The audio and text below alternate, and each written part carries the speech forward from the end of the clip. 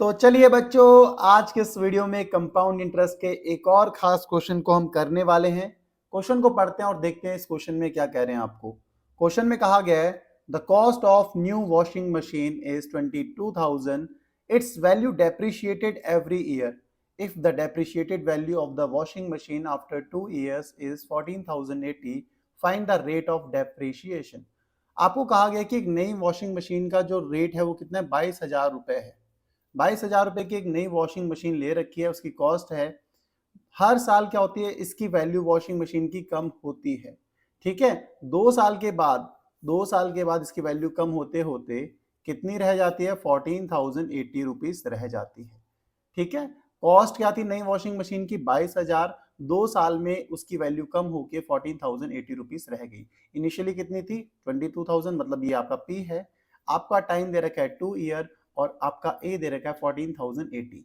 तो किस रेट से डेप्रिशिएट हो रही है, किस रेट से कम हो रही है, आपको वही फाइंड करना है, मतलब आर फाइंड करना है कि क्या होगा। तो सबसे पहले वही चीज लिख लेते हैं, क्या क्या गिवन था। 22,000 आपका पी दे रखा है, टाइम दे रखा है कितना, 2 साल, 2 साल में कम हो रही है। और आपका ए दे रखा है कितना, 14,080 रुपीज। सही हो गया। अब आपको रेट ऑफ डेप्रिशिएशन क्या होगा ये फाइंड करना है। देखो रेट ऑफ डेप्रिशिएशन क्या है, हर साल सेम है, लिख रखा है आपका ये। तो इसलिए आप कौन सा फॉर्मूला यूज करोगे, ये वाला फॉर्मूला यूज करोगे, 1 - R/100 ब्रैकेट क्लोज की पावर n।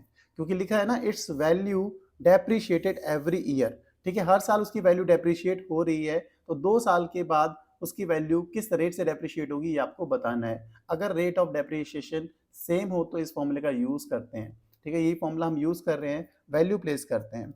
ए की वैल्यू दे रखी है 14,080 रुपीज प्लेस की। आपका पी दे रखा है 22,000। सही हो गया। 1 - R तो हमें फाइंड करना है, rate of depreciation on 100 bracket close, time दे रखा है 2 साल। अब 22,000 इधर क्या है, मल्टीप्लाई में साइड चेंज करके लेफ्ट साइड लेके जाएंगे तो क्या हो जाएगा, डिवाइड में। ठीक हो गया, इतनी सी बात। तो हमने कर दिया 22,000 इक्वल्स टू 1 - R/100 जिस इस जीरो से जीरो कैंसिल आउट कर दिया। अब दोनों ये क्या हो रहे हैं, 8 से डिवाइड हो रहे हैं। तो 8 से करते हैं, देखो 8 × 1 = 8, 60, 8 × 7 = 56, 48, 8 × 6 = 48।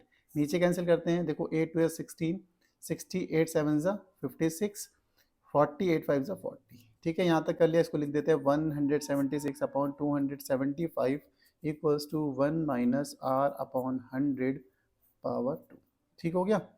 अभी फर्दर और कैंसिल हो रहा है, डिवाइड हो रहा है किससे, 11 से। तो 11 1 = 11 होता है। सही हो गया। 66, 11 6 = 66, 11 2 = 22, 55, 11 5 = 55। सही हो गया। कितना है आपके पास, 16/25 equals to 1 - R/100 bracket close की पावर 2। सेम अब यहाँ पे इसको आगे बढ़ा लेते हैं। 16/25 मतलब होता है 4/5 का होल स्क्वायर। सही बात है, आप होगे बिल्कुल सही बात है। इसको सेपरेट कर देते हैं, इक्वल्स टू 1 - R/100 का होल स्क्वायर। अब देखो पावर सेम है, पावर सेम है तो बेस को हम क्या कर सकते हैं, इक्वेट कर सकते हैं, कंपेयर करते हैं। देखो पावर सेम है, इसकी पावर 2 है, पावर 2 है, तो बेस को हम इक्वेट कर सकते हैं। अगर पावर सेम हो तो बेस क्या होते हैं, इक्वल होते हैं। 4/5 इक्वल्स टू 1 - R/100। ठीक है, हमने क्या किया, कंपेयर किया है। अब क्या करेंगे, देखो 1 को इस साइड लेके आते हैं तो क्या होगा, लेफ्ट साइड लेके आएंगे तो प्लस में इधर 1, इधर आके माइनस में हो जाएगा, इक्वल्स टू -R/100। ठीक हो गया यहाँ तक। क्रॉस मल्टीप्लाई करेंगे, इसके नीचे कुछ नहीं है तो 1 ही है, तो क्रॉस करते हैं। 4 1 = 4 -5/5 इक्वल्स टू -R/100। अब देखो 4 - 5 कितना होता है, -1/5 इक्वल्स टू -R/100। इस माइनस से ये माइनस कैंसिल आउट हो गया।